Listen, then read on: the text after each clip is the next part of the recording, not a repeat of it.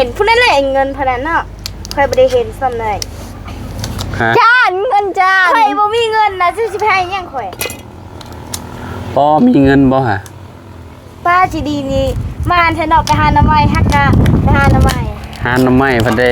มานเงินเนาะแม่น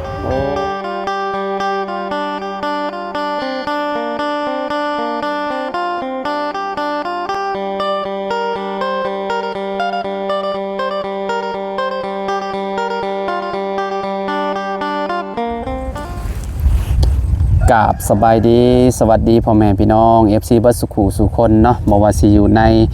และกระต่างประเทศเด้อพี่น้องเด้อเนาะมาพบมาพ้อกันเนาะกับเฮาคือเก่าคือเดิมเนาะเพิ่มเติมคือมื้อนี้พี่น้องเฮาก็มีเงินเนาะจากผู้ใหญ่ใจดีเนาะทางพ่อสมนึกเนาะเพิ่นฝากมาให้เนาะน้องใจดีเนาะพี่น้องเอ้ยเนาะก็คือสิบ่ให้เพิ่นแบบโดยตรงดอกพี่น้องก็สิเซอร์ไพรส์เพิ่นเนาะผู้นี้ว่าถามทั้งน้องแต่งจริงแล้วเนาะว่าน้องจะดีไปหาหน่อไม้เนาะไปหาหน่อไม้เพิ่นหากะมาพี่น้องเนาะเพิ่นไปล่างหน่อไม้พี่น้องเพิ่นก็น่าสิมาแล้วแหละเนาะจากบ่อนล่างหน่อไม้พี่น้องเนาะเฮาก็สิไปพูดคุยกับเพิ่นก่อนเนาะก่อนสิมอบเงินให้เพิ่นก็คือแบบสิเอาอันเซอร์ไพรส์เพิ่นนะพี่น้องก็ท่ารุ่นท่าชมนำกันว่าน้องเพิ่นสิดีใจซำใดเนาะได้เงิน1ล้านกีบจากพ่อสมนึกเนาะก่อนอื่นก็ต้องขอบคุณพ่อสมนึกหลายๆเด้อที่ให้ลูกเป็นสะพานบุญให้เนาะก็ขอให้พ่ออยู่ดีมีแฮงความเจ็บบ่ให้ได้ความไข้บ่ให้มีปรารถนาสิ่งใดก็ขอให้ได้สิ่งนั้นเด้อเนาะนอนหลับให้ได้เงินหมื่นนอนตื่นให้ได้เงินแสนบ่ว่าพ่อสิเฮ็ดการงานหยังธุรกิจหยังก็ขอให้เจริญในหน้าที่การงานตลอดปีและตลอดไปเนาะขอบคุณหลายๆที่ให้ลูกเป็นสะพานบุญให้เนาะและก็พ่อแม่พี่น้อง FC เบิร์ดสุขุสุคนเด้อที่เป็นกำลังใจให้เด้อพี่น้องเด้อเนาะวันนี้ไปเบิ่งนำกันว่าน้องจะดีเพิ่นขามมาแล้วบ่เนาะพี่น้องจากไปล่างหน่อไม้ไปเบิ่งนำกันพี่น้องไปป้าต่อโชคดีสุดๆเลยมื้อนี้โอ้ยได้กินอันต้มหน่อไม้น้ำใจดีแล้วมื้อนี้พี่น้องเอ้ยเนาะโอ้สบายดีโอ้ได้หลายลีนี่เนาะไปกับไผนี่ล่ะไปกับแม่น้องเลี้ยงกับแม่น้องเลี้ยงโอ้ยพี่น้องเอ้ยเนาะถือว่าหลายได้พี่น้องมีแต่ยอดงามๆเลยเนาะไปหาไกลบ่จะดีบ่ไกลปานใดเนาะพอดีว่ามาถึงจังหวะน้องใจดีเพิ่นมาแต่ล่างหน่อไม้พอดีกินดีเนาะใจดีเนาะโอ้ได้หลายแฮงลีนี่น่ะเฮ็ดเอาได้กินนี่น่ะถามแม่ก่อนนาวาว่าต้มแล้วก็อันน่ะซื้อปลามาป่นปลายังนะซื้อปลามาป่นบูปลามาป่นจากเสียเจอตากันโจจากระแวกป่นเอาปลามาแจวเราคิดว่าซื้อปลานะซื้อปลาป่นก็ยังงงคือกันแบบว่าเขาไปซื้อปลาดอกปลาดุกแบบนี้นะเขาไปซื้อมาแล้วก็มาป่นปลาแล้วก็กินกับหน่อไม้ยังขนาดเข้าใจแล้วเพราะมีแต่ยอดงามพี่น้องอันนี้แม่น้องเลี้ยงก็ได้หลายบ่หลายคือกันเนาะจะไปหาหอมนี่ละว่าบ่แม่นบ่จะดีถึงบอลลุงหนวดบอลเท้าหากับลุงหนวดตอนนั้นบ่ได้บ่เฮ็ดบ่ได้เฮ็ดปวกคือว่าออกอยู่ว่าทางนี้หรือว่าจังได๋บ่ได้มันออกยากมีแต่หน่อไม้เขียวพี่น้องนะต้มก็สิอันนั่นจืดอยู่เนาะคันหน่อไม้คาตรงมันขุดต้องดูขุดเนาะดูขุดนี่พี่น้องนะมันเป็นแบบนี้นี่ขาวแบบนี้มือจนโพงหมดแล้วติมีแต่หน่อไม้เคี้ยวมันขึ้นแล้วก็ฮักเอาแบบนี้แล้วจะดีเนาะไปหาอยู่ครับโอ้ได้ลายลีพี่น้องเนาะอันนี้คือแบบเพิ่นซ่อมแล้วเรียบร้อยเลยนะพี่น้องเนาะเพิ่นซ่อมแล้วเรียบร้อยแล้วนะมีแต่เอาไปต้มอย่างเดียวหรือว่าไปแกงก็ได้เนาะอันนี้หน่อไม้มีแต่หน่อไม้บงอย่างเดียวเนาะหน่อไม้ลายบ่มีเนาะมันมีบ่หน่อไม้ลายนะอยู่ผู้พุ่นเขาไปหามันก็มีอยู่แต่บ่ได้ไปหามันย่านโดยไก่มีแต่ต้มพี่น้องบ่ต้มกับแกงหรือว่าหม้อ มุกกินมุกหน่อไม้สุป บ่ได้ สุปหน่อไม้เนาะเอาไปเผาเลยสุปนี่เผาแบบเผาเลยเปลือกมันให้มันแบบดำไปเลยได้พี่น้อยเนาะแล้วก็มาขูดแล้วก็สุปใส่ใบมักสัง เราเคย บ่สุปใส่ใบมักสัง เคยเฮ็ดแต่ต้มกับแล้วก็สุก บ้านซุมเจ้าบ่ค่อยกินบ่สุปหน่อไม้ซุปหน่อไม้ แล้วบ่ฮู้เลยนะเบา บ่ฮู้ นะเบาเคยนะเบาว่านี่ต้มแล้วก็เฮาสิสุกแบบนั้นเด้แล้วตาอาคือใส่ถ้วยน้ำตาลมันเคยอยู่ จะบ่เคย ที่ บ่ ให้ สมมุติว่าเผานี่เจ้าบ่เคยบ่เผา บ่เคยเฝ้านะบ่เคยเฮ็ดสุก เผาบ่เคยเนาะม เคยแต่เฮ็ดต้มเอาแล้วก็สุก หน่อไม้นี่มันสิมีแบบหลากหลายเมนูเด้พี่น้องบ่ว่าสิเฮ็ดแกงต้มกินกระปนเนาะซุปแล้วก็ผัดแบบใส่ใบกะเพราน่ะเคยบ่ซับแล้วก็ต้มให้มันนี่จะดีงาบ่าวสิแนะนำต้มให้มันจืดแล้วก็มาผานแล้วก็เอาไปผัดกินผัดใส่ใบกะเพราน่ะ โอ้โหโลกบ้า อ้าว นะเบาอย่าไปเว้าเถอะเราแห้งยังบ่ฮู้อยู่ แม่นบ่เคยกินแต่แกงติแกงกับต้มอย่างเดียวเนาะ แกงแล้วก็ผัดเอา เป็นได้ทางนี้ฝนตกอยู่บ่แบบตั้งแต่ข่อยเมื่อบ้านน่ะฝนตกอยู่บ่ บ่ค่อยตกปานใด อ๋อมันอยากหยุดแหละเนาะใครแน่พี่น้องซะเนาะ แต่มื้อนี้มื้อแรกเลยมันแบบนี้น่ะ ทางขึ้นเฮือนน้องเลี้ยงเพิ่นก็สิไข่แน่นิดนึงพี่น้องเอ้ยเนาะภาวนาอย่าตกเด้อเมื่อวันจันทร์เนาะก็ว่าวันจันทร์ฝนตกนี่แบบคือเจ้าสิขึ้นยากแหละพี่น้องคนที่ว่ามาขึ้นเฮือนน้องเลี้ยงเพิ่นน่ะมันสิแบบว่ามันสิลื่นสิหยังอะนะครับรถขึ้นบ่ได้ก็มันนี่ แห้งก็น่าสิขึ้นบ่ได้หรอกเอาไปอยู่ แม้นยันได้จอดเต็มอยู่แถวนี้แหละคะแนนว่าฝนตกแห้งอะนะกันว่ามันบ่ตกเลยก็ดีคือกันขึ้นไปจอดอยู่เทิงมาเลยพี่น้องจอดอยู่พุทธเนาะก็สิสะดวกสบายแบบนึง เนาะ เนาะ มื้อแรกนี่ได้คือมันแดดอันนี้ แล้วก็เต้นน่ะคันว่าฝนตกน่ะเต้นมันก็สิกลางยากขึ้นไปกลางยากคั่นน่ะเนาะมันลื่นเด้พี่น้องเนาะมื้อแรกบ่ที่ว่ามันเห็นแสงแดดปานนี้นะว่านี่ยังบ่เห็นเลยทีเดียว เมื่อวานนี่ยังมืดครึ้มอยู่ติก็แสดงว่าพี่น้องใกล้สิเบิดพ้นแล้วเนาะหรือว่าจังใดก็บ่ฮู้เนาะก็ท่าเบิ่งนํกันเนาะมือขึ้นบ้านใหม่ใส่หญ้าเต็มน้องเลี้ยงเพราะว่าตกจากจ้ามาในงานเข้าได้เนาะคือเห็นพากันเฮ็ดเตียงก็ถึกอยู่เฮ็ดเตียงเฮือนน้องเลี้ยงบ่เข้าตารางได้อยู่บ่เตียงบ่ใหญ่ๆนะยันเข้าบ่ได้ซ้ำเขาอ่ะ บ่ได้ โอ้ จะได้ว่าสิเอาไว้อยู่ข้างนอกแล้วน่ะมันก็บ่คักแล้วเวลาฝนตกเนาะมันต้องเอานอนแบบนี้ เอาน้ำมันจะก็ เอานอนแล้วก็เอาเข้าบ่ได้บ่นอนก็ได้ เอาน้ำ มันเต็มห้องพอดีเนาะมันเต็มห้องพอดีแม่นบ่โอ้มันบ่ได้น้อยแบบของจะดีนี่ติคือกันจะดียังใครเด้มันบ่ใหญ่เนาะ แต่อันนี้ส่วนมันเท่ากับส่วนนี้เลย นี่เอาเข้าแล้วมันก็ติดมุมนี้ติติดมุมนั่นเนาะกินข้าวแล้วบ่จะดีกินข้าวเที่ยงแล้วบ่ไปหาของมื้อบ่ดอกไม้น่ะ มื้อแรกนี่นะ ฮะมีแฮงอยู่บ่มีแฮงอยู่บ่ ไปหามึงเถื่อบ่ได้3-4มื้อนี่เทื่อนี่เลยเราไปหานะกับแม่โรงเรียนมื้อนั้นเฮาไปหานะจัก5คนบ่ไปหา ไปทาอยู่น้ำมีแต่ทำไมข้าวอยู่แต่มันกับมือของเรา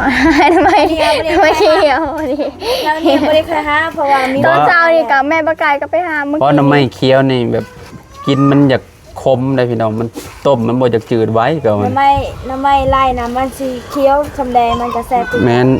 น้ำไม้โบงน่ะมันจะคมเนาะแต่ก็ออกลายเนาะจะดีเนาะ โอ้ย เป็นได้น้ำไม้ลายบ่มีบ่แถวนั้นคือว่าได้แต่น้ำไม้โบงมา น้ำไม้ไล่นะถ้าเขาเห็นนอนหนึ่งเขาสิขุดหา แล้วไม่ลายมันยังบ่โป่งเลย ยังบ่ออกเนาะต้องเดือน9พุ่นเนาะเดือน9เดือน10เนาะ โดนมันโป่ง มันจะออกลายพี่น้องเอ้ยเนาะ หุ่น อยู่ผู้ อันนี้ก็เจ้าขายเท่าใดคู่ซำนี้นะขายประมาณ อันนี้บ่เคยขาย คู่หนึงได้บ่ ขายเป็นโลเลย 40คู่ละ40เนาะ40 50ได้แล้วเนาะ บ่ฮู้ จำนวนว่าขายนี่ ประมาณนั้นแหละพี่น้องเนาะคายน่ะปอกเปลือกแม่นะว่าเขาคายน้ำไม้ลายมือก่อน บ่ติบ่ปอกติ บ่เฮาปอกเปลือกเพราะว่าปอกเปลือกน่ะมันโลละ 5,000 นี่นะบ่าว อันนี้ใส่กระเป๋านี่เลยเนาะไปนั่นเนาะกระเป๋าพายนี่เนาะเห็นบ่พายนี่เนาะโอ้ใส่เต็มนี่พอดีเลยนี่เนาะว่าเราเห็นดอกตอนที่เขาไปหาอยู่กับนางจะดีนะพี่ก่อนน่ะพาน้ำไม้ไปขายโลนึง1,000แต่ว่าไปหาอยู่ผู้บ่ได้นะบ่าวบ่ใกล้ๆนึงน่ะแบกโซกน่ะ ผู้ใส่ พุ่นบ่ใกล้ๆนึงต้องขึ้นภูลงภูขึ้นภูลงภูอีกโอ้ ม่วนอยู่ดอกแบบนั้นเนาะไปหาแบบนั้นเนาะ ป้าม่วนมันจะดีแค่หามก่อน เนาะจะดีเนาะ บากมาจริง ขึ้นภูลงภูเนาะ บากมาจริง ยามหน่อไม้ออกลายม่วนอยู่ดอกแบบว่าไปกอใดมันก็สับลาบอยู่เฮาฮักเอาเด้ แต่มันนัก แต่เวลาเอามานี่มันเมื่อย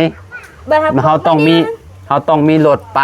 เฮาต้องมีรถจักรไปหรือว่ารถนี่รถอีแตกแบบนี้น่ะไปจอดมองใดมองหนึงแล้วก็บัดเฮามาเฮาก็เอาขึ้นรถแล้วก็มาเลยแบบนี้นะ บ่เฮานะเห็นบ่แล้วบ่เฮากองบนไดเฮาล่ะเฮากระเป๋าเป็นกระเป๋าได้2กระเป๋านี่ล่ะบ่กองเอาไว้แล้วก็เป๋าศพนึงน่ะเฮาจะเอาไปส่งก่อนเมื่อเฮือน บ่ซุมเจ้าต้องหายามเดือนเดือน9เนาะหาหน่อไม้เนาะ เดือน8 เดือน8เดือน9เนาะหาหน่อไม้ไล่เนาะ นั่นอายุเพียงได้10 ปีเลยนะบ่ เดี๋ยวซุมเจ้าก็สิเอามาขายแถวนี้เนาะหอยขายอยู่นี้เนาะ บ่เคยห้อยเลยนะบ่ เอาไปขายอยู่เวียดบ่ บ่ขายเป็นโลเขาจะมาซื้อเดือนเลยเด็ด คายูเวียดนะมีแต่ผู้ใหญ่ไปขายให้บอกแม่และน้าสาว แม่เจ้าเคยไปบ่สาลีเคยไป ไป บ่ เลยน้าสาวบ่มีก็ไป ไอ้สาวแค่เขา ช่ว ไป งนี้ ขาย บ่ คน ฮู้ ละ ว่าไผสินักก็ อันนั้นเดี๋ยวน้ำไม้มีน้ำนะน้ำไม้ยัง ทำไม ทำไมไผปลา หน่อไม้ไผ่หน่อไม้ไผ่ตัวที่ว่ายอดใหญ่ๆได้มันออกยอดใหญ่ๆประมาณ แล้วก็ เขาขายนะ หรือว่ามันมีน้ำเห็นบ่นะบ่ทำไมไผปลาเสียบ่ สำแคนนี่เนาะมันเอามาต้มมันก็แซ่บได้อันยามที่ว่ามันแบบว่ามันออกแบบหน่อขาวๆอ่ะนะพี่น้อยเนาะมาต้มแล้วก็ผ่าเสียงแบบนี้นะผ่าเสียงแล้วเอามาต้มให้มันจืดไวเด้เนาะแซ่บพี่น้อยเนาะหน่อไม้บงก็แซ่บคือกันก็แน่ว่าเฮาต้มจะจืดแล้ววันนี้เฮาผ่าให้มันเป็นแบบนี้พี่น้อยเนาะเวลาเฮาต้มเลยให้มันจืดไวอ่ะนะเพราะว่ามันถ้าเฮาบ่ผ่ากลางแล้วมันสิขมพี่น้อยเนาะไผมักเป็นกระเพาะน่ะกินตัวนี้น่ะอันตรายหน่อไม้นี่ก็เจ้าบ่อยากให้กินบันไดแต่ว่ามันแพ้กระเพาะแห้งได้พี่น้องคือเฮากินนี่คือแบบมันกดลายได้หน่อไม้นี่แต่เฮ็ดแล้วได้มันหลีกเลี่ยงบ่ได้เนาะเฮาก็กินพี่น้อยเนาะคนบ้านนอกบ้านนาเฮาหั่นน่ะคือแบบนี้แหละถ้าบ่มีหยังกินก็ไปหาหน่อไม้เนาะหาหน่อไม้บ่แรงหรือว่าตอนเช้านี่ไปหามาต้มหรือว่าแกงนี่ตอนแรงกินอีกนี่กินอยู่3คาบนั่นว่าจะดีสมมุติว่ามีกินอยู่3คาบกินอยู่3เทื่อเนาะ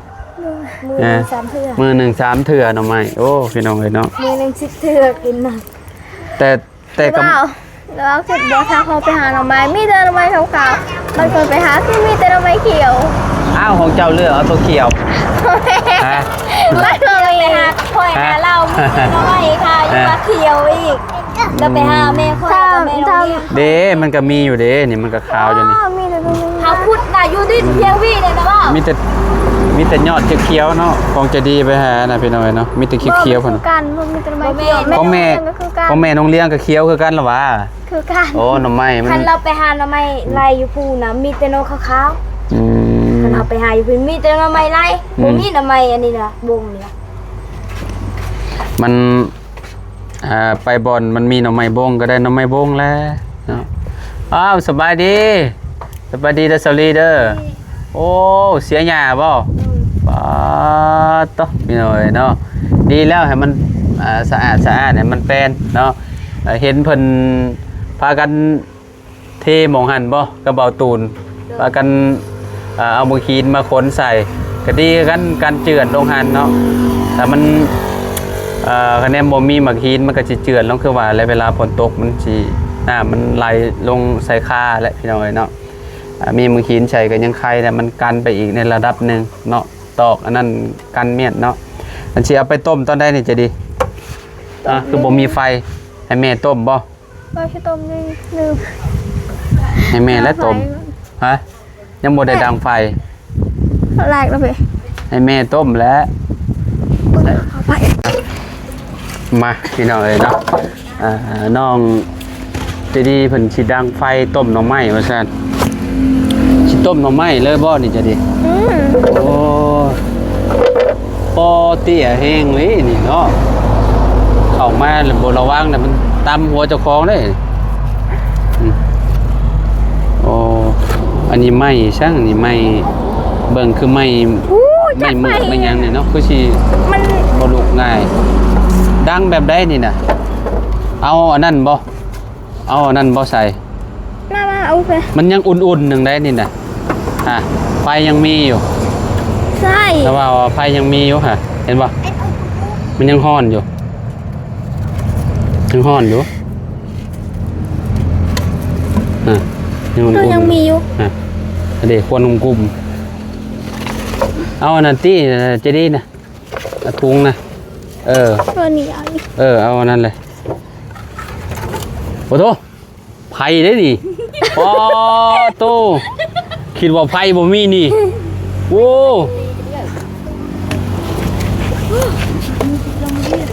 โอ้ไฟบ่ต้องอันนั้นก็ได้นี่เอามาจุใส่แล้วก็ให้มันอันนั้นมันติดมันก็ได้แหละบ่ยากเอาต่อดอกไฟนี่ในโดนนี่มีเนี่ยจะดีเกือบอันเอาใหม่เจ้าของกินนี่พี่น้องเอ้ยเนาะไปเดี๋ยวรอให้ใจดีเพิ่นดังไฟแล้วก่อนพี่น้องเอ้ยเนาะตอนนี้ก็ดังไฟ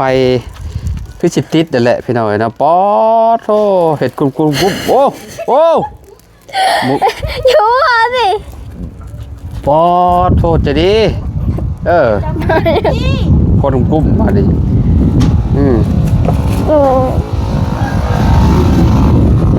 ติดอยู่บ่มันดับ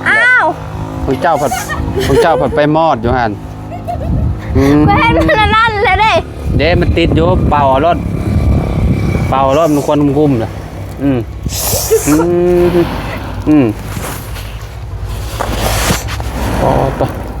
ต้องใส่พลังบ้าเว้ยออกร้องเลยยังบ้าออกกันน่ะเอาใส่ลมลายเด้ยังพูดแล้วใส่ลมละลายแล้วนี่จะดีนี่เอานี่ผัดนะมันจะได้ผมบอกว่าได้เนาะต่ออีกบาทนึงจะได้กินอยู่บ่ว่าจะได้กินอยู่บ่ต้มหน่อไม้มันนี่บ่ได้ต้มมานั่นผัดซื่อบ่เป่ารถมันยากโคตรใส่พัดลมแล้วใส่พัดลมใส่พลังเบิ้งน้ำเบาสิเห็นไหมโอ้คนกลุ่มโอ้ยไม่ได้นี่เป่าอีกบันนะนี่เอานี่จูดนี่จะนี่จูดนี่เห็นเปล่าจะได้ยิ่งชุดได้ไหมฮะ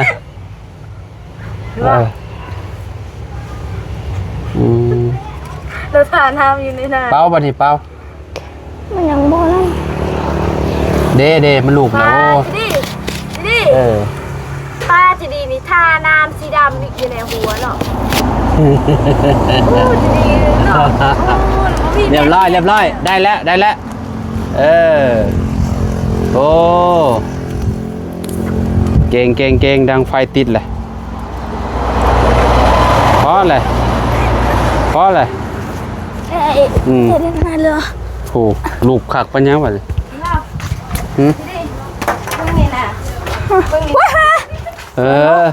มีอยู่น้อยเดียวบ่เป็นยังดอกสำนั่นจะซื้อ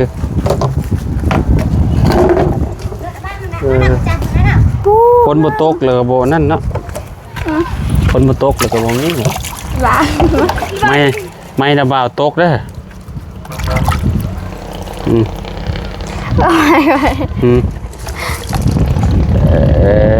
มีแต่อันนั้นเอาอันนั้นใส่หน่อไม้แล้วก็อันนั้น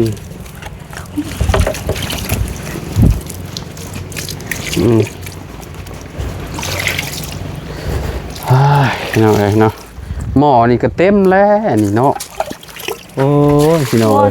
หม้อน้อยๆนึง โอ้นั่นได้หมออยู่เฮือนนั่นได้กันเขาซื้อยังบ่ได้นั่นอยู่ ต้ม2เทื่อวะ ก็ตัวอันนั้นยังเทื่อหนึงละ ต้ม เฮ้ยเอ้ย ต้มเทื่อเดียวบ่ ล่ะได้แต่ทำไมไม่คิดแต่ ต้ม ยา เทื่อเดียวบ่ มันจะยาได้ทำไมอันนั้นเขาบ่ได้ต้ม จะเฮ็ดได้ซะ เอาว่าแม่ว่านี่หมอนี้ก็ได้ เอาซ่อมซะแล้วซะอยากเบิ่งว่ามันสิ อ่อนเลือด อัน อ่ะ นั้นซำใด เลือดอันนั้นป้าลุงป้าเลยว่าคอยสิอะปอกซอยเรา สบายดีน้องเต็งจริง สบายดี ท่านใส่ ผู้ใดเห็นผู้นั้นเลยเงินพนันเนาะคอยบ่ได้เห็นซ้ำเลย ฮะ จานเงินจาน คอยบ่มีเงินนะสิให้หยังคอย บ่มีเงินบ่ฮะ ป้าสิดีนี่มาอันเถอะเนาะไปหาหน่อไม้ฮักกะไปหาหน่อไม้ หาหน่อไม้เพิ่นได้มานเงินเนาะ แม่น โอ้ เพิ่นน่าสิเก็บเงินไว้แหละ มีโชคแท้ เฮ้ยบ้าเงินคอยบ่แม่นนะเฮ้ย บ่แม่นบ่ ว้าว บ่แม่นแล้วเป็น ค เงิ อย น ไป ข่อย หา แล้ว ทำไมไผซื้อ อ๋อ เงินเนาะ โธ่เป็นล้านบ่ได้นี่โอ้เงินล้านหนึงพี่น้องเอ้ยเนาะอยู่ในขู่หน่อไม้ถ้าเป็นของเจ้าสิดีใจบ่จะดี ดีใจแล้วเนาะถ้ามีเงินสิหยิบสินนี่ จะดีเงินเจ้าเอากับเงินเจ้า บ่ซื้อ เอาอลีเอากับเงินเจ้าอลีเอา จะถ้าบาทอ่ะ เงินเจ้าแท้100% ใช่บ่ ถ้าคอยเอาอย่าเอาเลยนะอย่าเอาคืนนะ เลยเงิน1 ล้านกีบ แท้บ่ แท้ ดีใจเด้ เงินนั้นพอสมนัก เงินนี่บ่ ฝากให้เจ้าดี ฝา ใจ กให้น้องใจดีน้องใจดีโชคดีมื้อนี้ไปหาหน่อไม้ก็อันได้เงินเนาะคือแบบว่าเจ้าเว้าแล้วคนไปอีหยังก็สุภาษิตเพิ่นเว้านะอันคนไปถ่ายก็ได้เก็บเฮ็ดอีหยังหั่นน่ะใจแห้ง อันนี้ก็คือกันนั่นแหละโชคดีได้เงินเด้ แล้วว่าบ่ได้เอาคืนบ่ บ่แล้ว แท้บ่ อ้าวก็เงินเจ้าเนาะขอเสียไปให้หยัง เด้อ อืม เท่าไหร่นี่เท่าไหร่นี่บ่ นับเบิ่งดู น่าต้องกิน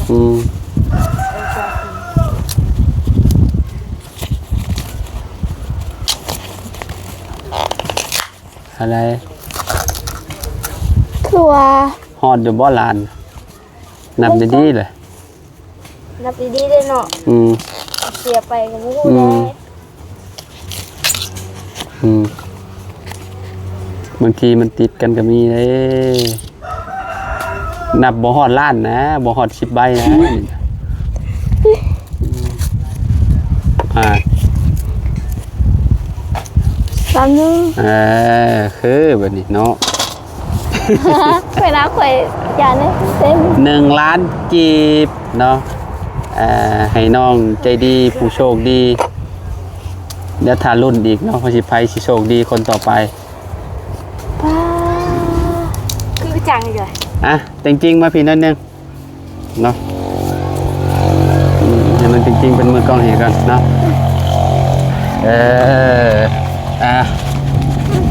มีแต่ฝากน้องใจดีเด้อขอบคุณทางพอสมนึกพะแนเนาะ โดย เพิ่นให้เงินน้องใจดี50 ดอลเนาะหรือว่า1 ล้านกีบเนาะพ่อแม่พี่น้องเอ้ยเนาะเอาไว้ให้น้องใจดีเพิ่นใส่ในยามจำเป็นเนาะ โดย เอาไว้เจ้าว่าเจ้าอยากเห็นหยังก็ ว่าสิหยิบสิน นิบสินไปโรงเรียนบ่ บ่หยิบสินคือยืนเรียงเด้